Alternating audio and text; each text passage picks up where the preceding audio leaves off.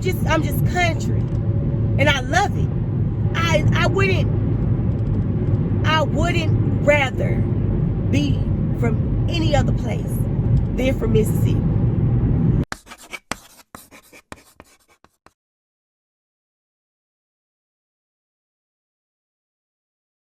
Yeah, it's been a minute.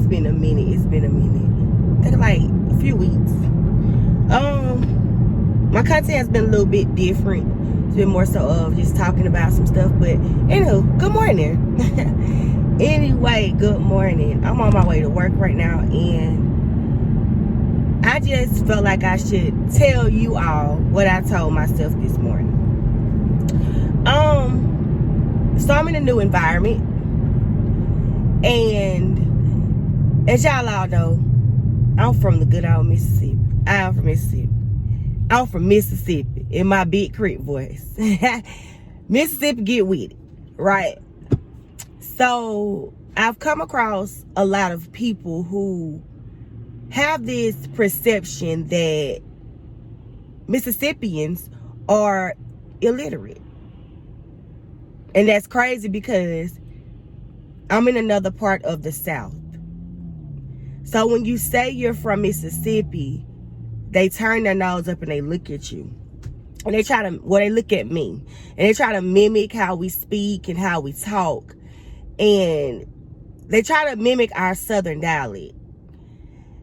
And I was pulling out this morning, feeling a little discouraged, as I do somewhat every morning. And I'm like, okay, God. And I'm literally I told myself these exact words. Before I was like, you know what? Nah, I had to switch the narrative. So I told myself today, I was like, you know what? You have to not get excited today.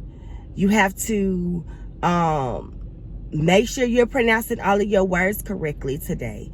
You can't allow your words to run together today. Like, I'm literally trying to, like, how I'm speaking on this camera is how I was literally practicing to go into my place of employment, my job. So I'm literally like just telling myself, oh, you got to speak a certain way. These folks already think you stupid. That's how I live. I like that. Thank you, dumb. Mind you, everywhere, and this is not to boast or brag. This is just to state facts. Every job I've been in, besides when I was when I was an educator, I am always the highest, the most educated out of my group, literally. So what I feel is they're trying to intimidate me, and they're trying to belittle me, trying to make me feel as if I'm nothing, because I do desire a higher education, because I do desire better for myself, right? So I'm in the car, and I'm literally driving, and I get to the stop sign where I live, and I'm like, okay, today we're basically telling myself we're gonna be good today, we're gonna behave. And as I'm talking to myself, I'm internally praying, and it was like something dawned on me and said, no, be yourself.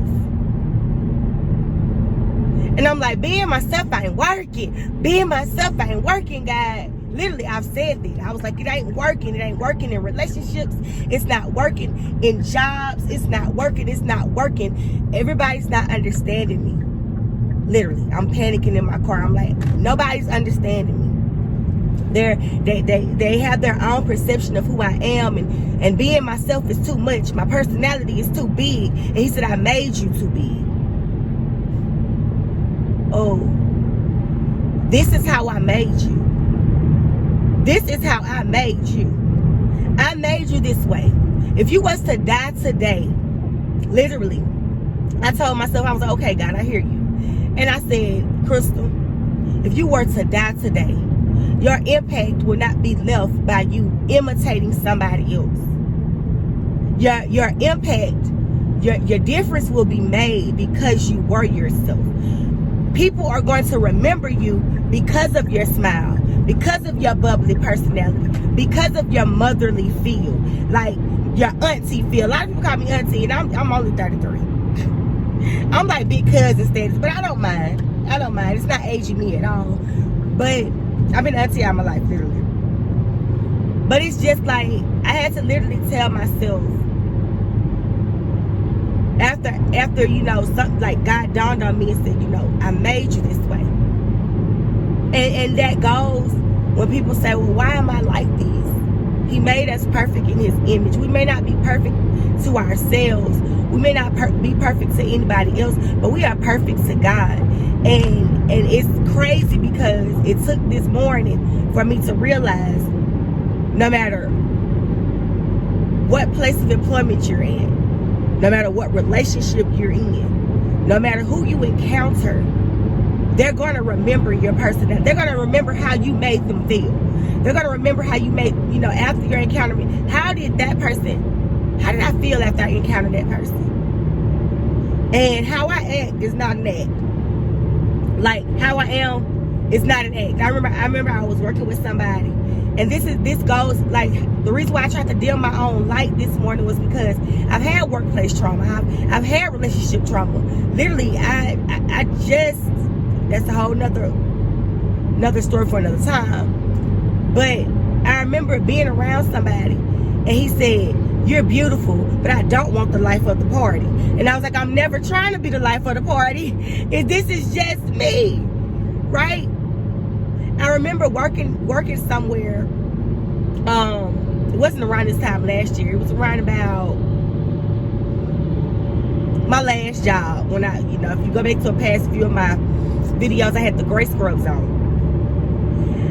I remember somebody at that job, and I'm not gonna say what ethnicity. Just know they be secretly having beef with us black women. Secretly. They have animosity for no reason. So she was like, you can't be this happy all the time. I'm gonna do something to piss you off. I wanna see you mad. I wanna see you this way. Where do you, then it went to being passive aggressive to asking me, what am I doing with my life? And I tell her my education background, and she's looking at me, and she goes, so you think you're better? So that led me into going into this next workplace, the work that I do now. And I literally was crying. I was like, God, I gotta stop telling these people my education background. I gotta stop telling these people.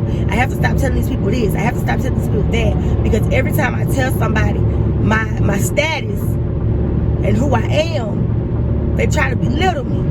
They try to make me feel like I'm less than. They try to, and this is not a joke. I'm not being victim. I'm just saying the reason why I chose to try to dim my light. It has even happened at this new place I'm at. And I had the owner tell me, just because you're in school for this and you've gone to school for that does not make you any better than anyone else, and you don't know everything. Let me tell y'all something. If you are the smartest in the room, if you're always the smartest in the room, the kindest, y'all, my brain is early. The kindest in the room, the most competitive in the room, and you have nobody else in that room who is matching your energy, you're in the wrong place. And for him to tell me that, I felt intimidation. And you're, mind you, this man is not even working with us on a day-to-day basis. He just came to visit. And I've had that before. I've even had the boss that I have now try to mimic. And even said, I remember I said a word wrong. I said a few words of the muscles wrong. If you know the muscles, them muscles, some of those muscles are hard to pronounce. And I have a degree in English. That goes to show some of those words are very hard to pronounce. So I kind of abbreviate them.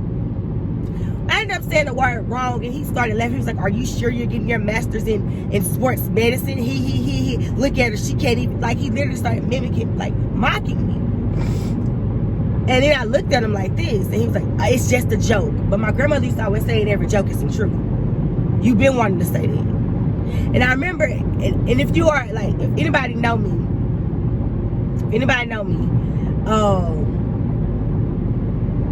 Y'all, like, again, I'm country. I grew up around straight, bona fide Mississippi women. Southern women.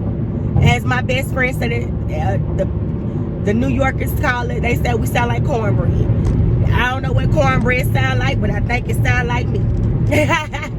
So, I'm just country. And I love it. I wouldn't rather be from any other place than from Mississippi. And what's so special about Mississippi, a lot of y'all may say, when it comes to us, we are the most hospitable. Like, we have so much hospitality till it's ridiculous. We are loving, we are kind, especially the women.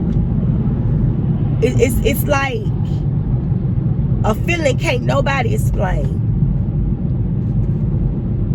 So to try to mimic and mock and make me feel bad for who I am and where I come from and what I try to achieve, you can't do that. You tried it, but I serve a God who sits high, look low, and he knew me before I was formed.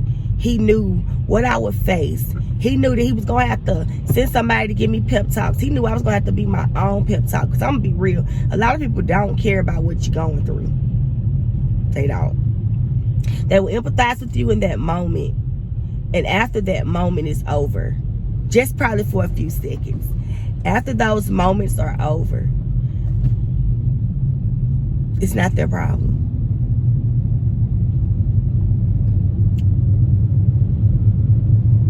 Anyway, yeah, I've had my supervisor try to mimic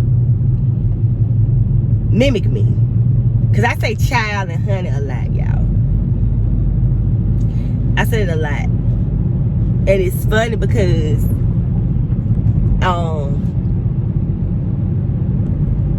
when I get excited, you will hear my southern dialect, it gets thick.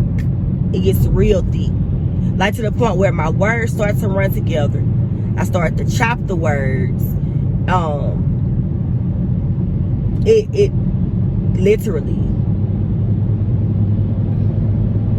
Hold on, that man was just stopped by like 6 police officers. I'm just gonna pray over him.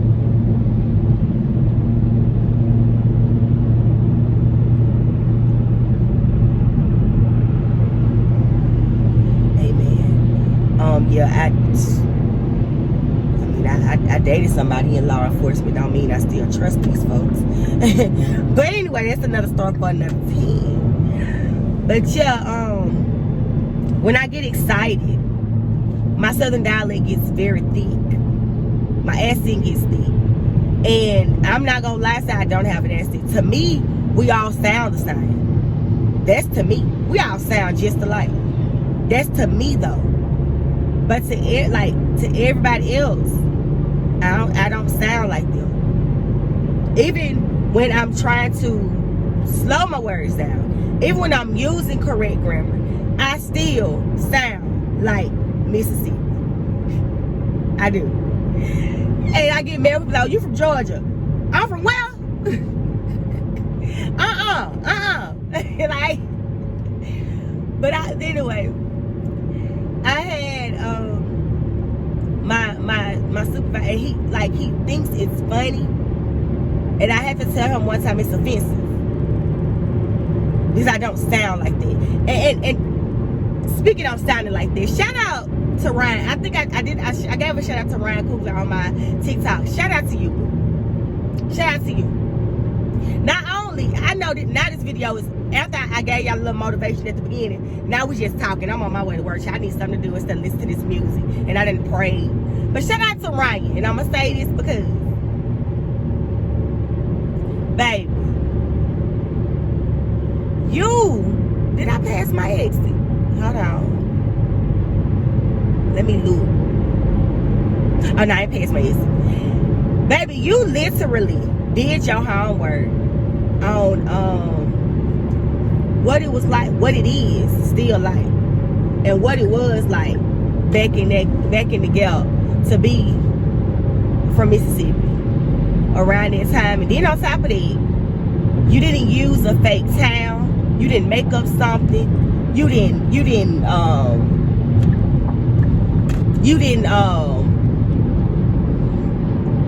just come out your butt with some. I mean, no offense to any other, you know, movie who's, how can I say, who has done movies in, because we had a movie actually done in Mississippi. I think The Help was done in Mississippi. I think Mississippi Burning was done in Mississippi, but it was on all negative connotation, right? No hate towards P Valley. I'm just gonna say no hate. But I didn't watch this show personally because every time I saw clips, it was these accents that weren't quite clicking. It wasn't clicking, Steve. And I'm like, we don't sound like that. Like, people think if they add a little country like this, that's Mississippi. You sound like a hillbilly. We don't sound like that. And my supervisor always does that to me. He tries to, again, mimic. And I'm like, baby, you sound like somebody who play banjos. But that's another thing. That's another time for another story. That's another story for another time. But anyway, shout out to Ryan, though. The depiction that he gave of Mississippi was great. He did his homework. I think I heard he was working on that film for like 4 to 5 years. So you did that homework. Most of the artists, this is what grabs my heart. All that blues that you heard in that movie were actually Mississippi artists. And that did something to me. What else? The accents weren't thrown. Shout out to every actor and actress who did not try to. Y'all didn't overdo it. When I was listening to y'all, I felt like, and I'm gonna be real, as I was watching that movie, I felt like I was sitting at home. Clarksdale, Mississippi is an actual, that's real. That's where that's where the setting was in the movie. A lot of the things that they were saying about Chicago, like people from Chicago, and so I can't stand when people from Chicago say, oh, I'm not kin to nobody from Mississippi. Yes, sure. I have tons of relatives that literally are from Chicago. My grandmother, not even just from Chicago, but in the Illinois area. Also in Michigan area. My grandmother, my dad's mom, she migrated, and his dad, but his dad came back to Mississippi. We have land in Mississippi, so he came back to help tend to that land with my dad and my dad's siblings. But my dad and them, they went to school. They graduated high school. They not that type of. But my grandfather, I remember growing up listening to stories from him. My mom's dad, my mom's mom, my dad, at the time, who I thought was my grandmother, because my real grandmother died while she was while she was up north. So it was just a lot. But I've heard stories, and to watch that be depicted, and to see that at the end, we still, you know, we conquered. I ain't even hold you. Yeah, a lot of people went out, but they didn't go outside. And that's another thing that I want people to stop thinking as well. Racism, now we getting on something else. Racism is not just in the South. I've experienced more racism traveling around the world with the military. I've experienced more racism within the military. And I've been in, March will make 13 years. I've been in for 12 years. I've experienced so much racism and so much hate. Especially when you are a higher ranking and you look like me. and I'm saying you a black woman, or you are a black man, people don't want to respect you. Because it's like, how did you get there? How dare you feel you are above me? I've had people tell me that. I remember when I was deployed, I had somebody say, let me speak to your supervisor. And at the time, I think I was like 28, going on 29. And I had hair.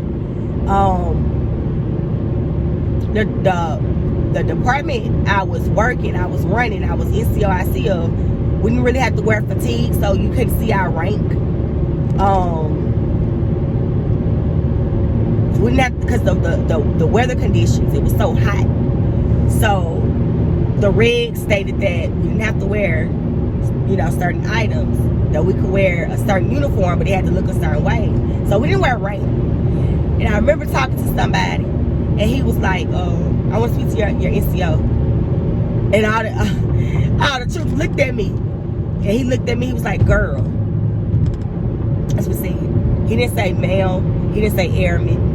I would even, you can see my rank, so I would have taken airman at the time. He said, girl, go get your supervisor. First of all, who is the girl?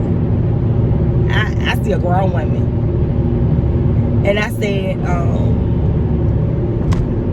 with all due respect, Major, I won't say it because I remember who wronged me.